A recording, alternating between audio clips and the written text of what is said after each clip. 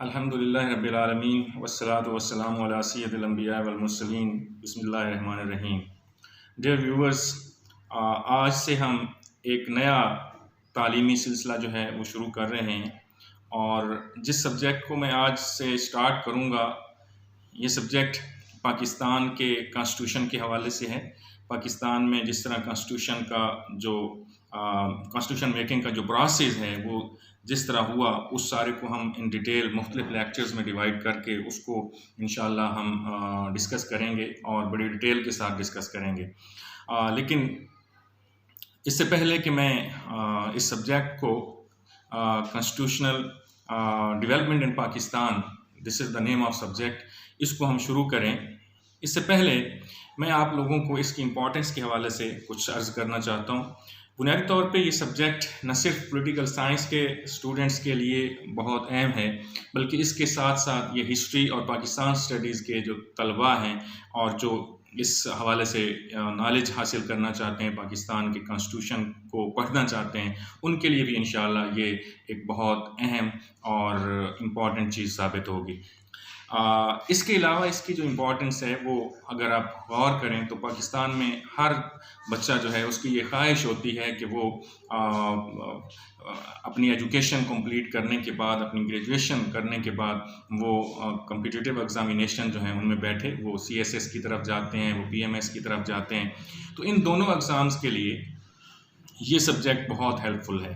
यानी जो constitutional development Pakistan में है, इस हवाले से पाकिस्तान अफेयर्स का जो पेपर है उसमें भी काफ़ी कुछ क्वेश्चंस आते हैं और इसके अलावा जो ऐसे राइटिंग है, अगर वो पाकिस्तान के पर्सपेक्टिव में कोई ऐसे आता है तो उसको आप कॉन्स्टिट्यूशनल जो डेवलपमेंट है और जो पाकिस्तान के कॉन्स्टिट्यूशन की जो मुख्तलिफ प्रोविजंस हैं उनके ताबे हो कि अगर वो उसको लिखेंगे आप, जो आपका ऐसे है, तो certainly that essay will be more effective and more productive. So ये एक बहुत बड़ा आप कह लें कि एसेट है, ख़ास तौर पे पाकिस्तान की स्टडीज़ के हवाले से और पॉलिटिकल साइंस के हवाले से और ख़ास तौर पे CSS और PMS के एग्ज़ाम्स के लिए। अब हम आज का पहला लेक्चर उसको हम स्टार्ट करते हैं और सब्जेक्ट का, जैसे पहले मैंने आपको अर्ज़ किया कि हमारे इस सब्जेक्ट का नाम कॉन्स्टिट्यूशनल डेवलपमेंट इन पाकिस्तान होगा, ये कॉन्स्टिट्यूशनल डेवलपमेंट ऑफ पाकिस्तान होगा। लेकिन हम इसको 1947 से शुरू नहीं करेंगे, क्योंकि जब हम पाकिस्तान के कॉन्स्टिट्यूशन को पढ़ेंगे तो यकीनन उसमें गवर्नमेंट ऑफ इंडिया एक्ट 1935 का जिक्र आएगा। यानी जो हमने पहला पाकिस्तान का कॉन्स्टिट्यूशन, इंटरिम कॉन्स्टिट्यूशन अडॉप्ट किया था, वो हमने 1935 का जो कॉन्स्टिट्यूशन है उसको, जो ब्रिटिश गवर्नमेंट ने 1935 में हिंदुस्तान के लिए जो फ्रेम किया, उसमें कुछ अमेंडमेंट्स करके, उसमें कुछ मॉडिफिकेशन और कुछ अल्ट्रेशन करके उसको हमने पाकिस्तान का पहला कॉन्स्टिट्यूशन डिक्लेयर किया और that was given in the Indian independence act, यानी जो इंडियन इंडिपेंडेंस एक्ट है, कानून आज़ादी हिंद, उसमें भी ये बात तय कर दी गई थी कि उस वक्त तक ये कॉन्स्टिट्यूशन 1935 का कॉन्स्टिट्यूशन जो है, ये दोनों डोमिनियंस जो हैं, हिंदुस्तान और पाकिस्तान, उनका कॉन्स्टिट्यूशन के तौर पे सम मॉडिफिकेशंस एंड अल्ट्रेशन ये काम करेगा जब तक कि ये दोनों डोमिनियंस अपने अपने कॉन्स्टिट्यूशन जो है वो नहीं डेवलप कर लेती, नहीं बना लेती। आपको पता है कि सबसे पहले बरसगीर पाक व हिंद में जो कॉलोनाइजेशन का प्रोसेस है वो बज़रिया ईस्ट इंडिया कंपनी शुरू हुआ और ये बात बड़ी वेल नोन है, हर पाकिस्तानी और हर इंडियन ये इस बात को जानता है कि 1757 में, 1757 में जंग प्लासी लड़ी गई, वार ऑफ प्लासी लड़ी गई, जो ईस्ट इंडिया कंपनी की फोर्सेस और जो नवाब ऑफ बंगाल, नवाब सिराजुद्दौला, उनकी फोर्सेस के दरमियान ये लड़ी गई और ये वार ऑफ प्लासी जो है ये ब्रिटिश ईस्ट इंडिया कंपनी ने with the help of some traitors in Bengal like Mir Jafar, ये वार जो है वो जीती। और ये आप यूँ समझ लें कि ब्रिटिश जो ऑक्यूपेशन है उसका ये पहला कदम था हिंदुस्तान की तारीख में, जो बंगाल की फतह की सूरत में उनके सामने आया। उसके बाद ये सिलसिला चलता रहा और 1857 तक, यानी इस 1757 से लेके 1857 तक पूरे का पूरा Hindustan British East India company के कंट्रोल में चला गया। अब ये जो colonization का process है that was completed by the East India Company within 100 years. 100 साल में सारे का सारा हिंदुस्तान जो है वो ब्रिटिश ईस्ट इंडिया कंपनी के कंट्रोल में चला गया। अब ये जो ब्रिटिश ईस्ट इंडिया कंपनी है ये होली सोली रिस्पॉन्सिबल थी for the all affairs of the Indian सब कॉन्टिनेंट। लेकिन आपको ये भी मालूम होना चाहिए कि ये ब्रिटिश ईस्ट इंडिया कंपनी जो है that was a chartered company by the act of British parliament. अब 1857 में आपको ये भी याद है और पता है यकीनन कि वार ऑफ इंडिपेंडेंस लड़ी गई, और वो वार ऑफ इंडिपेंडेंस जो है वो हिंदुस्तान के लोगों के लिए एक टर्निंग पॉइंट साबित हुई। यानी यहाँ से अब जो इक़्तिदार था मुग़लों का, बहादुर शाह ज़फ़र का, उसका इख्तिताम होता है और हिंदुस्तान पे बरह रास्त ब्रिटिश ईस्ट इंडिया कंपनी का कंट्रोल आता है। इससे एक चीज़ जो ब्रिटिश पार्लियामेंट है या ब्रिटिश जो पॉलिटिकल स्फीयर्स हैं वहाँ पे ये एक चीज़ उभरती है कि अगर इस तरह की कोई और बगावत बाद में फिर हो गई, इस तरह की कोई और मूवमेंट चली, आज़ादी की तहरीक चली और ब्रिटिश जो गवर्नमेंट है ब्रिटिश ईस्ट इंडिया कंपनी है, तो इसके लिए ये पॉसिबल नहीं होगा कि ये इस बगावत को संभाल सके और ये हिंदुस्तान जो है ये हमारे हाथ में आया हुआ एक जूल है वो हमारे हाथों से निकल जाएगा। सो ये डिसाइड किया गया कि अब ईस्ट इंडिया कंपनी की बजाय जो इक़्तिदार है वो बराह रास्त ताज बरतानियों को दे दिया जाए और इस तरह ब्रिटिश पार्लियामेंट जो है वो डायरेक्टली इन्वॉल्व होगी हिंदुस्तान के अफेयर्स के हवाले से। सो इस मकसद के लिए सबसे पहले जब डिसाइड कर लिया गया तो जो ब्रिटिश क्वीन थी, आपको यकीनन पता होगा क्वीन विक्टोरिया थी उस वक्त 1857 में, उसने एक एलामिया जारी किया, उसने एक प्रोक्लेमेशन जारी किया और ये प्रोक्लेमेशन जो है नवंबर 1 1858 को जारी हुआ। अब इस जो एलामिया है इसके तहत वो हिंदुस्तान के लोगों को कुछ यकीन दहानियाँ करवा रही हैं कि अगर ईस्ट इंडिया कंपनी की बजाय बरह रास्त ताज बरतानिया की गवर्नमेंट आती है, जहाँ पे ब्रिटिश पार्लियामेंट की जो सुप्रीमेसी है वो हिंदुस्तान पे आती है, हिंदुस्तान में उसकी एप्लीकेशन होती है, तो हम हिंदुस्तान के लोगों के साथ क्या करेंगे। यानी लोगों के जहन में कुछ शक्कू व शुबहात हो सकते थे कि पता नहीं अब बरतानवी हुकूमत हमारे साथ क्या करेगी, उसका रवैया कैसा होगा। ख़ास तौर पे जो उस वक्त ईस्ट इंडिया कंपनी के मुलाजमीन थे उनके जहन में ये बात बड़ी उभर रही थी कि अगर हम तो ईस्ट इंडिया कंपनी के एम्प्लॉयज़ हैं, अगर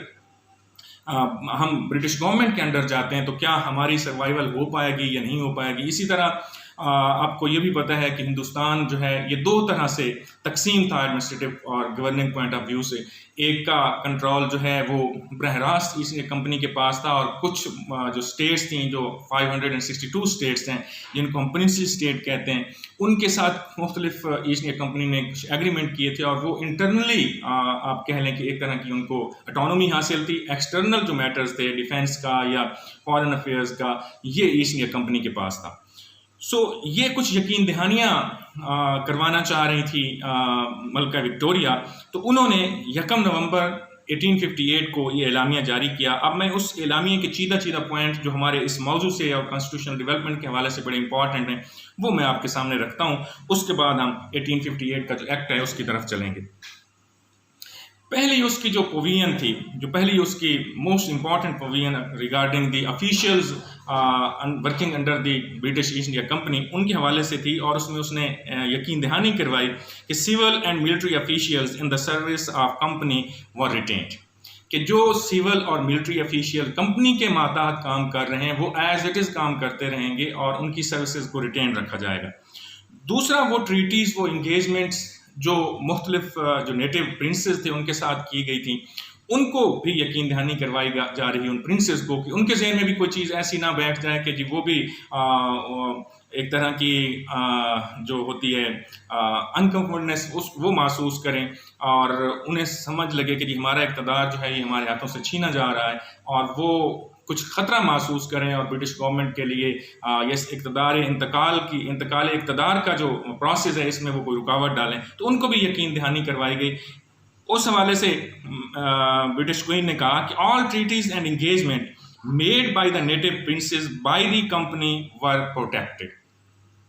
कि यानी जो कंपनी ने हिंदुस्तान के जो प्रिंसेस हैं, जो नेटिव प्रिंसेस हैं, जो मकामी प्रिंसेस हैं, उनके साथ जो उसने एग्रीमेंट्स किए हैं, जो इंगेजमेंट्स किए हैं, जो वादे वईद किए हैं, वो उनको प्रोटेक्ट किया जाएगा और वो एज इट इज़ ही रहेंगे, उसमें किसी किस्म की कोई तब्दीली नहीं होगी। और तीसरी बात, हिंदुस्तान के लोगों को बरह रास्त जो क्वीन विक्टोरिया है उन्होंने एड्रेस किया, और उसमें वो कहती हैं कि जो हिंदुस्तान के लोग हैं उनको उनके बेसिक फंडामेंटल राइट्स जो होते हैं, जो कॉन्स्टिट्यूशनल राइट्स हैं, वो उनको दिए जाएंगे। और उन राइट्स का भी वादा किया। उसमें एक वादा जो था वो फ्रीडम ऑफ रिलीजन का था कि each and every citizen of the India will have the right to profess the religion of its own choice. अपनी मर्जी का वो रिलीजन इख्तियार कर सकता है। इसके अलावा उस रिलीजन को अपनी मर्जी से वो प्रोपोगेट भी कर सकता है। उसके मुताबिक जो रिलीजियस प्रैक्टिसेस होती हैं, जैसे मुसलमानों के लिए नमाज होती है और रिलीजियस प्लेसेस हैं, जैसे मुसलमानों के लिए मस्जिद है, इसी तरह हिंदुओं के लिए मंदिर्स होते हैं और गुरुद्वारे होते हैं उनके लिए, सिखों के लिए। तो ये सारे जो उनके रिलीजियस प्लेसेस हैं, इनको भी मेंटेन करने की इजाज़त होगी और अपनी रिलीजियस प्रैक्टिसेस करने की इजाज़त होगी। और हर हिंदुस्तानी शख्स को ये हक हासिल होगा कि वो अपनी मर्जी से जो भी रिलीजन इख्तियार करना चाहता है वो कर ले। इसके अलावा दूसरा हक जो लोगों को इंश्योर करवाया वो था कि safeguard against any discrimination on the basis of religion, on the basis of race, colour और क्रीड। यानी किसी भी हिंदुस्तानी के साथ मजहब की बुनियाद पर, रेस की बुनियाद पर यानी नस्ल की बुनियाद पर, उसके रंग की बुनियाद पर, उसके साथ किसी भी किस्म की कोई डिस्क्रिमिनेशन नहीं की जाएगी, उसके साथ कोई इम्तियाजी सलूक नहीं किया जाएगा। ये नहीं होगा कि मुसलमान के लिए कुछ और कानून हो और हिंदुस्तान के दूसरी कौमियतों के लिए कोई और कानून हो। सब के लिए all Indians were equally protected by law। सारे के सारे हिंदुस्तानी जो हैं वो उनको इक्वली प्रोटेक्शन दी गई in the eyes of law. इसके अलावा एक और चीज़ जो है वो हिंदुस्तान के लोगों को इंश्योर करवाई गई और वो थी protection of property and life. Hindustan के लोग जो हैं उनकी प्रॉपर्टी का तहफ़्फ़ुज़ ये हुकूमत की जिम्मेदारी होगी, उनकी लाइफ का तहफ़्फ़ुज़ ये भी उनकी जिम्मेदारी होगी। ये वादे वईद किए गए मलका विक्टोरिया की तरफ से हिंदुस्तान के लोगों के साथ, ऑफिशियल्स को भी एड्रेस किया, नेटिव प्रिंसेस को भी जो उनके जहन में एम्बिग्विटीज थी, इबहाम थे, उनको भी एड्रेस कर दिया, और हिंदुस्तान के लोगों के बारे में भी जो उनके जहन में था कि अब पता नहीं हमारा क्या बनेगा, उनको भी राइट्स की यकीन दहानी करवा दी। अब मलका के ऐलान के मुताबिक ब्रिटिश इंडिया को एडमिनिस्टर करने के लिए, गवर्न करने के लिए ब्रिटिश पार्लियामेंट ने ये जो 1858 का एक्ट है ये पास किया। और आप यूं समझ लें कि ये एक्ट हिंदुस्तान के लिए ब्रिटिश गवर्नमेंट की तरफ से पहला कॉन्स्टिट्यूशनल डॉक्यूमेंट है। अब इस एक्ट के जरिए, इस एक्ट की जो मेन प्रोविजंस हैं या इसके आप सैलिएंट फीचर्स कह लें या आप मेन कैरेक्टरिस्टिक्स कह लें, उनकी तरफ हम चलते हैं। इस एक्ट के मुताबिक The territories under the control of company were transferred to and vested in crown। वो तमाम इलाके जो ब्रिटिश ईस्ट इंडिया कंपनी के कंट्रोल में हैं, अब इनका कंट्रोल ब्रिटिश क्राउन के पास चला जाएगा, ट्रांसफर हो जाएगा। यानी अब ब्रिटिश ईस्ट इंडिया कंपनी का कंट्रोल ख़त्म हो जाएगा हिंदुस्तान के मामलात से, और ये कंट्रोल जो है ये ट्रांसफ़र हो जाएगा टुवर्ड्स द ब्रिटिश पार्लियामेंट या ब्रिटिश गवर्नमेंट, या आप ब्रिटिश क्राउन कह लें। चूँकि ब्रिटिश क्राउन जो है उसके ताबे वो सारा के सारा सिस्टम जो है उनका ब्रिटिश कॉन्स्टिट्यूशन का वो चलता है, वो एक ceremonial head of the state है। तो असल में तो उससे हेड ऑफ द स्टेट के नाम से ही तमाम फंक्शंस वहाँ पे तय किए जाते हैं, तो इसलिए ब्रिटिश क्राउन का नाम आता है। अदरवाइज पार्लियामेंट्री डेमोक्रेसी में आप जानते हैं कि तमाम जो पावर्स होती हैं वो प्राइम मिनिस्टर और उसकी कैबिनेट के पास होती हैं। वो इसलिए होती हैं कि क्योंकि they are the representatives of the people of that country. तो ज़ाहिर बात है ये कंट्रोल जो है ये ब्रिटिश कैबिनेट के पास ही आना था, लेकिन ब्रिटिश क्राउन का नाम इस्तेमाल होता है कॉन्स्टिट्यूशनल लैंग्वेज में। तमाम वो इलाके जो ब्रिटिश ईस्ट इंडिया कंपनी के कंट्रोल में हैं, अब वो ट्रांसफ़र हो जाते हैं इस एक्ट के ज़रिए, ब्रिटिश क्राउन के ताबे हो जाते हैं। दूसरा, अब जब ब्रिटिश ईस्ट इंडिया कंपनी से इख्तियार लेके ब्रिटिश पार्लियामेंट के पास चला जाता है, ब्रिटिश क्राउन के पास चला जाता है, तो अब यहाँ पे हमें एक गैप नज़र आता है कि पहले तो ईस्ट इंडिया कंपनी का एक बोर्ड ऑफ कंट्रोल और एक बोर्ड ऑफ गवर्नर्स और कंपनी का सारा एक सिस्टम था जिसके जरिए हिंदुस्तान को गवर्न किया जा रहा था। अब ब्रिटिश ईस्ट इंडिया कंपनी से जब जुम्बिश कलम आपने इख्तियार वापस ले लिया है तो फिर यहाँ पे हिंदुस्तान का निज़ाम कौन चलाएगा? तो इस मकसद के लिए इसी एक्ट में the office of the secretary of state for India was established. तो ब्रिटिश कैबिनेट में एक वजीर का इजाफा किया गया और आपको ये मालूम होना चाहिए कि ब्रिटिश कैबिनेट के जो मेंबर हैं वो सेक्रेटरी ऑफ स्टेट कहलवाते हैं। इसी तरह यूनाइटेड स्टेट्स के जो वज़रा हैं उनको भी सेक्रेटरी ऑफ स्टेट कहते हैं। तो ये जो सेक्रेटरी ऑफ स्टेट है ये हिंदुस्तान के अफेयर्स को देखने के लिए एक वजीर बराए अमूर हिंद का जो पोर्टफोलियो ये क्रिएट किया गया ब्रिटिश पार्लियामेंट में, और he was empowered to use all those powers which were previously used by the company। और ये जो ईस्ट इंडिया कंपनी पावर्स इस्तेमाल करती थी हिंदुस्तान में वो तमाम की तमाम पावर्स अब ट्रांसफर हो गई किसकी तरफ? इसकी तरफ जो secretary of state for India. यानी ये तमाम इख्तियारात जो पहले British East India company Hindustan के मैटर्स के हवाले से इस्तेमाल करती थी अब वो तमाम के तमाम इख्तियारात secretary of state for India जो है वो इस्तेमाल करेगा और हिंदुस्तान के मामलात की लुक आफ्टर करेगा। अब चूंकि कंपनी से इख्तियार वापस ले लिया गया, अब कंपनी की ज़रूरत नहीं रही, लिहाजा उसका जो बोर्ड ऑफ गवर्नर्स है और बोर्ड ऑफ कंट्रोल है उसको एबॉलिश करने की बात की गई। So under this act 1858 the board of governors और board of control of the British East India Company was also abolished, उसको भी ख़त्म कर दिया गया। अब इसका मतलब ये है कि जब बोर्ड ऑफ कंट्रोल ही ख़त्म कर दिया गया तो ब्रिटिश ईस्ट इंडिया कंपनी भी अपना वजूद जो है वो ख़त्म हो जाता है उसका भी। उसके बाद अब वजीर तो सिर्फ एक है। अब हिंदुस्तान एक बहुत बड़ा एक सब कॉन्टिनेंट है, एक बहुत बड़ा, अब देखें बांग्लादेश, हिंदुस्तान, नेपाल और भूटान और बर्मा, ये सारे, पाकिस्तान, ये सारे ममालिक जो हैं, ये जो अब हमारे सामने साउथ एशिया के ममालिक हैं, ये सारे के सारे इस कंपनी के कब्जे में थे। सो इस इतने बड़े मुल्क को एक secretary of state for India जो है वो कंट्रोल नहीं कर सकता था, लिहाजा उसको असिस्ट करने के लिए एक काउंसिल बनाई गई। 15 अराकीन की काउंसिल थी, 15 मेंबर्स काउंसिल बनाई गई जो असिस्ट करती थी secretary of state for India को। किस हवाले से? इंडियन अफेयर्स के हवाले से। लेकिन ये secretary of state for India चूंकि कैबिनेट का मेंबर था, इसका ऑफिस भी लंदन में था और उसके साथ ये जो 15 मेंबर्स की काउंसिल बनाई गई इसका ऑफिस भी लंदन में था। अब ये जो 15 मेंबर्स की काउंसिल है ये हिंदुस्तान से मुतल्लिका मामलात जो हैं उनको देखती थी, उनको हैंडल करती थी, लेकिन बजाते खुद नहीं कर सकती थी, under the directions of the secretary of state for India. और जाहिर बात है secretary of state for India जो है वो प्राइम मिनिस्टर की डायरेक्शन के तहत काम करता है। तो आप यूं समझ लें कि जो वहाँ पे जो पार्लियामेंट्री डेमोक्रेसी है उसका जो हेड ऑफ द गवर्नमेंट है उसकी जो गाइडलाइंस हैं उनके मुताबिक सेक्रेटरी ऑफ स्टेट की रिस्पॉन्सिबिलिटी थी कि वो हिंदुस्तान के मामलात को चलाए और आगे फिर ये जो काउंसिल है इसको रहनुमाई फराहम करे, और काउंसिल भी जो डिसीजन करेगी वो under the jurisdiction and under the limitations provided by the secretary of state for India towards the council, उसके तहत करेगी। अगली बात जो है the secretary of state could override the opinion of the majority but he had to record reason for doing so. यानी अगर ये काउंसिल को डिसीजन लेती है और वो चाहे वो यूनिमस डिसीजन है या चाहे वो on the basis of majority है, जो भी डिसीजन काउंसिल ने लिया, secretary of state for India के पास ये हक था, ये इख्तियार था, ये पावर थी कि वो इस काउंसिल के डिसीजन को ओवरराइड कर सकता था, उसको ख़त्म कर सकता था। यानी अगर वो समझता है कि काउंसिल का डिसीजन हिंदुस्तान के मामले में ब्रिटिश गवर्नमेंट के लिए अच्छा नहीं है या ब्रिटिश गवर्नमेंट के मफाद में नहीं है, तो उसके पास ये इख्तियार था कि वो उस डिसीजन को नल एंड वाइड करार दे दे। इसके अलावा the expenditure of the revenue of India was given in the control of the Secretary of State and his council। इसके अलावा जो रेवेन्यू था हिंदुस्तान से जो कलेक्ट